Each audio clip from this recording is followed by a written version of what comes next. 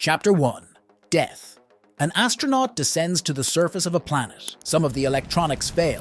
A porthole begins to crack. Then an explosion occurs. Hank spots the wreckage of the station and takes the equipment for himself. When he gets home, he contacts the Bean, but the radio is out of commission. The necessary part turns out to be in the found equipment. Hank manages to pick up an unknown signal. The man calls himself a colonel of the Soviet Air Force, Andrei Voskresensky. Hank believes that he is being pranked and disconnects the connection. The next day, Andrei contacts Hank again, but he again drops the signal. Lucky's dog has disappeared somewhere. Hank tries to find it, but nothing works. In the evening, Andrei asks Hank to switch to another wave. According to Andrei, he's over the southern part of North America, in space to be exact. Soon his shuttle will be passing near Hank's cabin. Hank goes outside and looks up at the starry sky.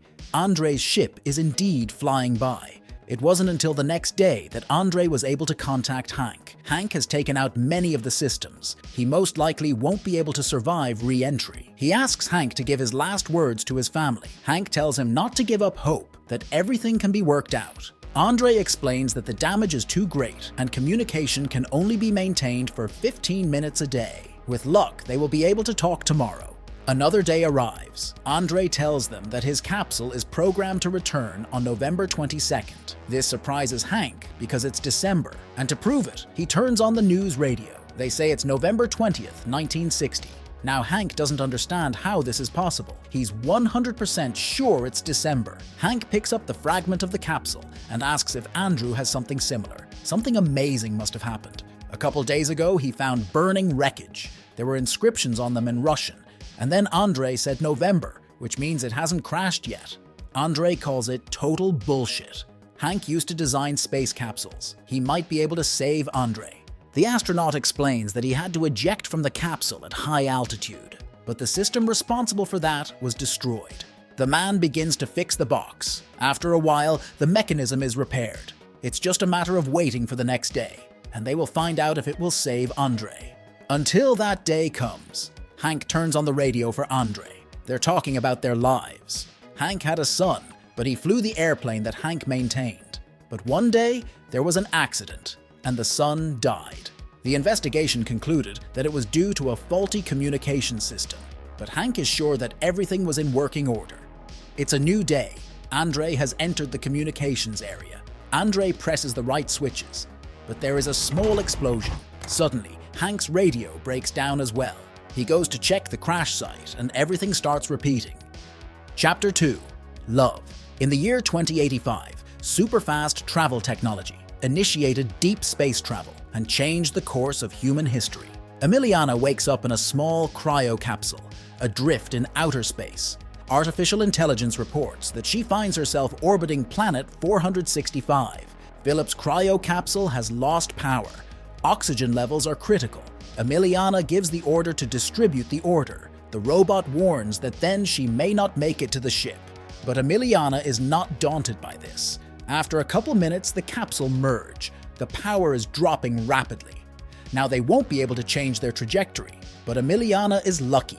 Their capsule have flown far enough away for the docking cables to magnetize to the hull. Already inside the ship, Emiliana places Philip on the medical table. His blood oxygen level is at 0%. But life signs are still present.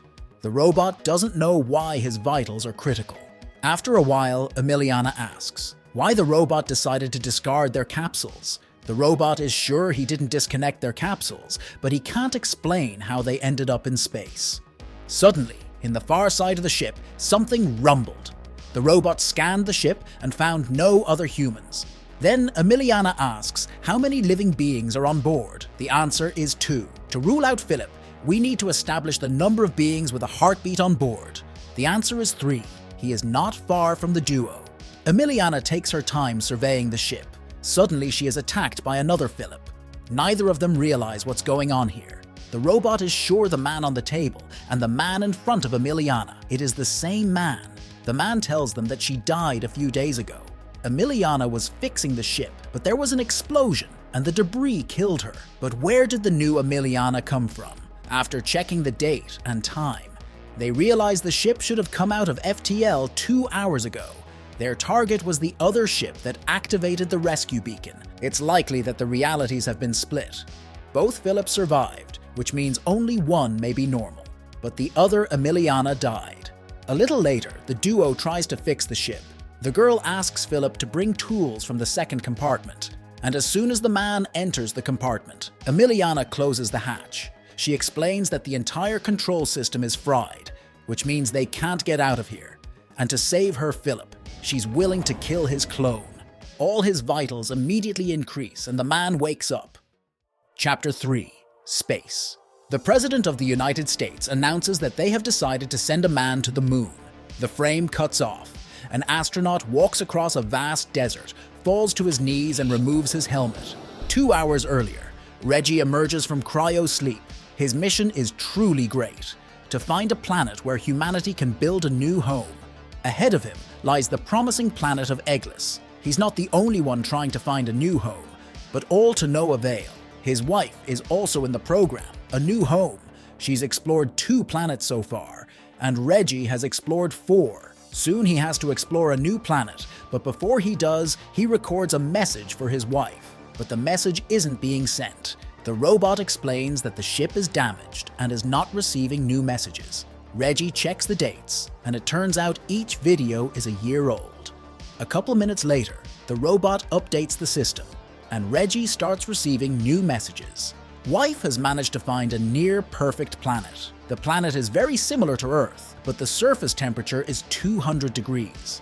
She also says that at least 4 explorers have stopped communicating, all because of a critical error in their ships. First, new messages stop coming in, and then the engines stop starting. That's why she can't get off the planet. Suddenly, the alarm goes off. In the last message, she says her ship will be destroyed in 5 days. That message came 26 days ago. The planet she landed on has a breathable atmosphere. It even has vegetation. Other explorers receive this message and they head for a new home. Chapter 4. Chromophobia. 2 girls cover each other with white paint and walk leisurely through the city. Planet Earth is almost destroyed by an alien attack.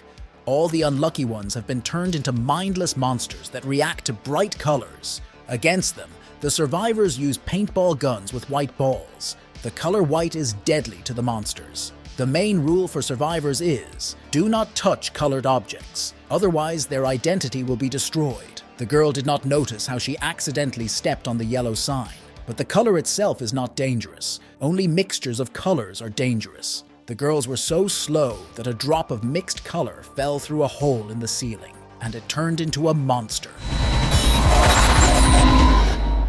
Chapter 5. Robots. A new virtual reality has been discovered. A gamer tells us that he has stopped leaving the house, and another is glad that in the virtual world you can do anything you want and not go to jail. Authorities are trying to help people with severe addictions, but for them, the virtual world has become their new reality. Some of the players are fighting off waves of enemies. Enemies outnumber people not only physically, but also numerically. Having fought off the wave, the trio of survivors go on. The player notices a bug in the system and goes outside the map. A monster jumps from behind and disables the system. Turns out the players are actually robots destroying humanity.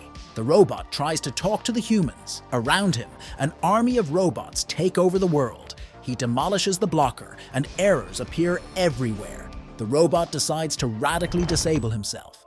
That concludes the movie. Thanks for watching. Don't forget to subscribe to the channel and leave your comment. See you very soon. Bye.